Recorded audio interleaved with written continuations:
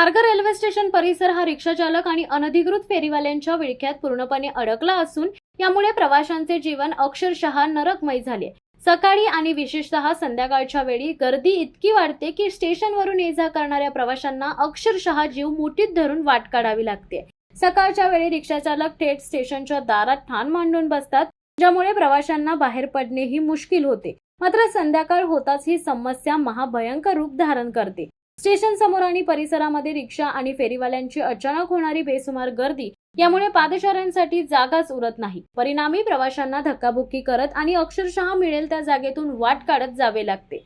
या समस्येवर कधीतरी नाममात्र कारवाई केली जाते, पण ती केवळ नावापुरती असते। कारवाई झाली की फेरीवाले काही मिनिटांसाठी गायब होतात, पण काही वेळातच पुन्हा आपले बस्तान मांडून परिस्थिती जैसे थे करतात। फेरीवाल्यांपेक्षाही रिक्षा चालकांचा त्रास कायमस्वरूपी राहतो। प्रशासनाच्या डोळ्यांदेखत हा गोंधळ सुरू असून स्वच्छ आणि मोकळ्या स्टेशन परिसराची प्रवाशांची मागणी केवळ मागणीच राहिली आहे। स्थानिक परिसर स्वच्छ, मोकळा आणि सुरक्षित ठेवण्यासाठी ठोस आणि कायमस्वरूपी उपाययोजना करा, अशी संतप्त मागणी प्रवाशांकडून होत आहे। केवळ दिखाव्यासाठी नाही, तर हा रिक्षा आणि फेरीवाला माफियांचा विळखा तोडण्यासाठी आता विशेष आणि कठोर कारवाई करण्याची नितांत गरज आहे। अन्यथा भविष्यात मोठी दुर्घटना होण्याची शक्यता नाकारता येत नाही।